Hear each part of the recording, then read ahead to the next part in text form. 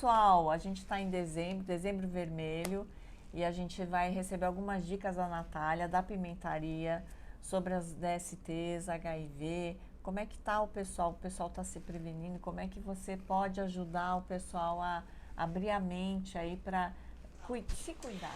Doutora, quando a gente pensa até o final ali dos anos 90, as pessoas tinham muito pavor da HIV e viam seus ídolos como Renato Russo, como Cazuza, definharem, né, de AIDS e morrerem, e aquilo era muito assustador. As pessoas discutiam ainda, será que pega se der a mão, se sentar no mesmo lugar, e etc. Tinha aquela série de mitos, né?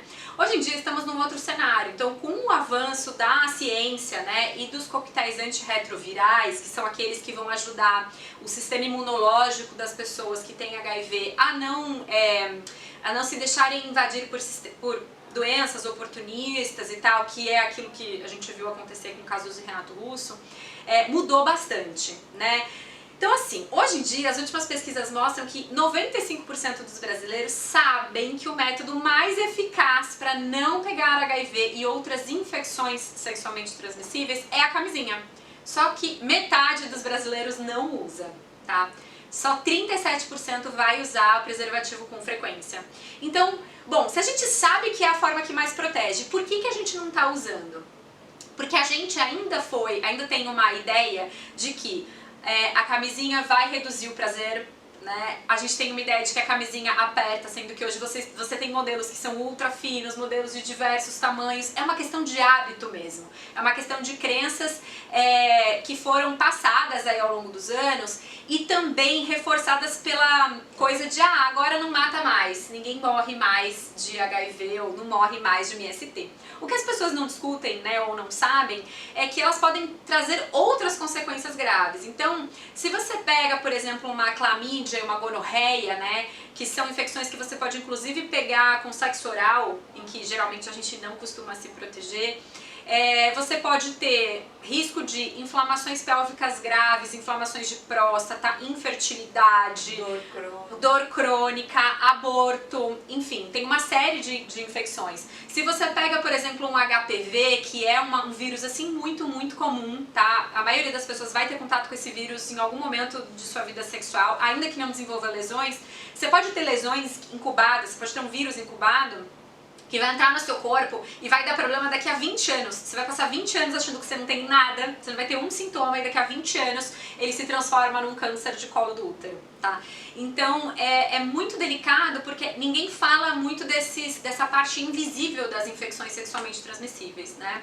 Agora, além então dessa questão do uso, que é fundamental, do uso da camisinha, hoje em dia a gente tem duas medicações que são chamadas de PrEP e PEP, que são medicações para as pessoas que estão num risco aumentado de contato com o HIV, que é o vírus da AIDS, tá?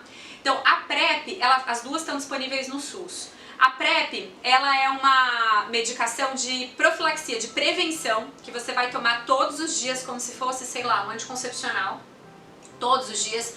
No caso de você ser uma pessoa que pratica sexo de risco, né, e se recusa a usar camisinha. Aí a gente vai falar, por exemplo, de redução de danos. Então, você se recusa a usar camisinha, mas você está colocando outras pessoas em perigo. Então, eu preciso que você tome a PrEP para que esse vírus, para que haja um bloqueio caso você entre em contato com esse vírus, que ele não se multiplique no seu corpo e que ele não seja transmissível para outras pessoas, tá? E no caso da PrEP, ela é usada quase como uma pílula do dia seguinte. Então, em casos de violência sexual, tá? Você sofreu um abuso, sofreu um estupro, por exemplo, do mesmo jeito que você vai tomar uma pílula do dia seguinte para prevenir uma gravidez não desejada, você vai tomar essa PEP para impedir que o vírus, caso ele tenha entrado em contato com o seu corpo, ele não se multiplique. E aí você vai tomar durante 28 dias dessa vez só. Tá? Então, são coisas que hoje em dia o Sistema Público de Saúde disponibiliza porque sabe que são formas de a gente reduzir a chance de as pessoas se contaminarem. Assim, por exemplo, se você pensar que é um nude, né, que é um empurrãozinho, e comunicação, que a pessoa, assim, o casal às vezes que acabou de se conhecer fica meio constrangido de conversar sobre preservativo. Mas não era o caso, assim, da gente mudar essa crença e até dar status, né, a mulher que está pedindo para a pessoa, olha, eu prefiro que você use camisinha, até uma pessoa assim, a pessoa ou o parceiro também, olha, eu vou usar preservativo. Dá até assim, agrega assim um valor à pessoa, né? Que a pessoa que está se cuidando. O ideal seria que sim, exato. E assim, e ter ali do lado da cama ou na carteira, eu não sei como que as pessoas podem ter, mas de repente conhecer uma pessoa, ter lá à mão um preservativo. Acho que isso talvez aumentasse a chance dessa pessoa deixar disponível. E o que a gente fala é que hoje não tem cara, IST não tem cara. Você pode ter clamídia, gonorreia, sífilis, e assim, você não aparenta nada. E quando eu digo não aparenta nada, é de roupa e sem roupa. Muitas vezes você vai ter um vírus, uma bactéria no seu corpo, e se você olhar pro genital, não tem uma feridinha, não tem um sangramento, não tem um corrimento esquisito. Então você fala, como é que eu vou saber? No mundo ideal, as pessoas poderiam se comunicar, né? Mas o que acontece muito hoje é que ainda tem aquela ideia de assim, eu não vou pedir para usar camisinha, ou eu não preciso usar camisinha, porque se eu disser isso, pode ser que eu esteja desconfiando do outro, ou o outro pode achar que eu tenho múltiplos parceiros. Né? Total.